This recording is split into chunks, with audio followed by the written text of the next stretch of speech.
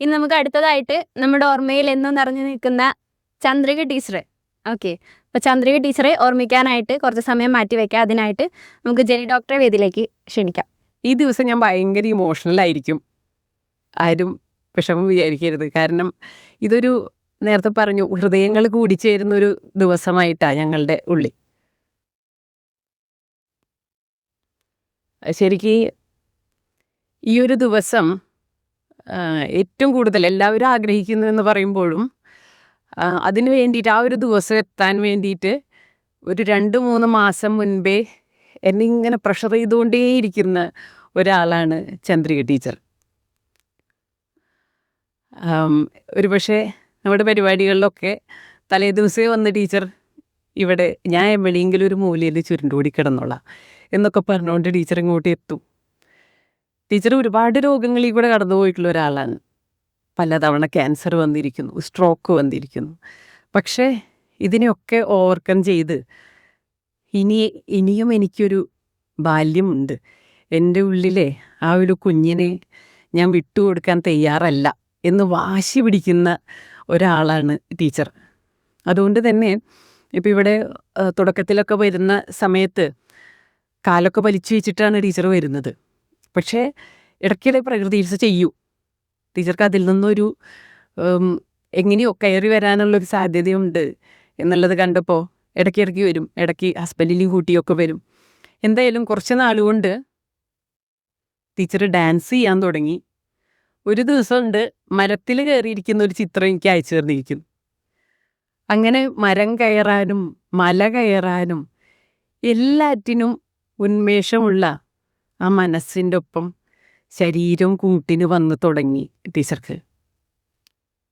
പക്ഷെ കുറച്ച് മാസങ്ങൾക്ക് മുൻപ് ടീച്ചർക്ക് ടീച്ചറുടെ നിയന്ത്രണത്തിൽ കാര്യങ്ങൾ കൊണ്ടുവരാനായിട്ട് പറ്റായിക വന്നു.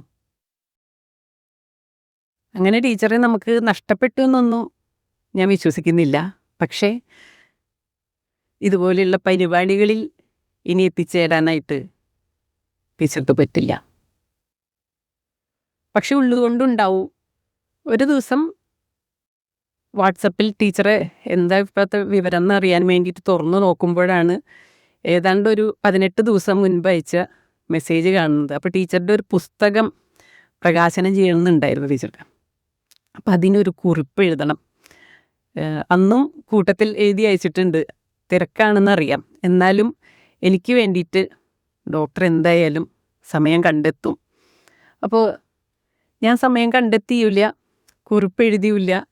പക്ഷെ പിന്നെ ടീച്ചറുടെ അടുത്ത് എനിക്ക് അതേക്കുറിച്ച് സംസാരിക്കാനും പറ്റിയില്ല. അപ്പം അതൊരു ബാക്കി വെച്ച ഒന്നായിട്ട് കിടക്കുകയാണ്. അപ്പോൾ എനിക്ക് അതിലത്തെ ഒരു 4 വരി, ഞാൻ പിന്നീട് ആ പുസ്തകം വായിച്ചു. പക്ഷെ എല്ലാം ലേറ്റായി പോയി കഴിഞ്ഞാൽ നമുക്ക് വലിയ കാര്യമൊന്നുമില്ലല്ലോ. എന്തായാലും സംഭവിക്കേണ്ടതൊക്കെ അതുപോലെ തന്നെ സംഭവിക്കും. ലേറ്റാക്കുക എന്നുള്ളതായിരിക്കാം പ്രകൃതി നിയമം.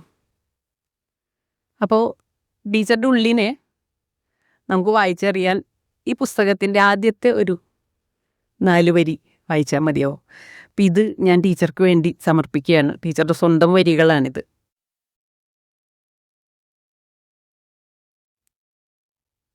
പുസ്തകത്തിൻ്റെ തുടക്കം ഇങ്ങനെയാണ്, സമർപ്പണം കഴിഞ്ഞാൽ: ഇത് എൻ്റേതല്ല, നമ്മുടേത്. അപ്പൂപ്പൻ താടികളോട് വല്ലാത്തൊരിഷ്ടമായിരുന്നു കുട്ടിക്കാലത്ത്. എവിടെ നിന്നറിയാതെ പാറിപ്പറന്നുയർന്ന് വെൺമേഘത്തുണ്ടുകളിൽ അലിഞ്ഞു മായുന്ന കുഞ്ഞത്ഭുതങ്ങൾ. അവർക്ക് പിറകെ ദൂരം എത്ര പോയിരിക്കുന്നു കുട്ടിപ്രായത്തിൽ. പിന്നെ ജീവിക്കാനുള്ള നെട്ടോട്ടത്തിനിടയിൽ ജീവനുള്ള പലതും വഴിയിൽ വീണുപോയി, കൂട്ടത്തിൽ ഈ കൗതുകത്തുണ്ടുകളും. ഇപ്പോൾ സയൻസ് സന്ധ്യയുടെ ശാന്തതയിൽ വെറുതെ ഇരിക്കുമ്പോൾ പണ്ട് മോഹിപ്പിച്ച അപ്പൂപ്പൻ താടികൾ വീണ്ടും അങ്ങനെ പറന്നെടുക്കുകയാണ്, മനസ്സിൽ നിന്ന് പൊഴിഞ്ഞു വീഴുന്ന നനുത്ത ഓർമ്മത്തൂവലുകളായി. കടന്നുപോകുന്ന ജീവിതത്തിൽ നിന്നെല്ലാം അടർന്ന് പറന്ന് അവ മനസ്സിലാകെ നിറയുകയാണ്.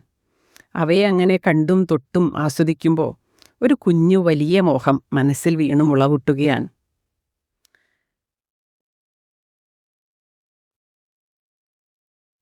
ഓർമ്മകളെ അക്ഷരങ്ങളിൽ ഒട്ടിച്ചു വയ്ക്കണം, എന്നിട്ട് ഇടയ്ക്കിടയ്ക്ക് മറിച്ചു നോക്കി മതി മറക്കണം.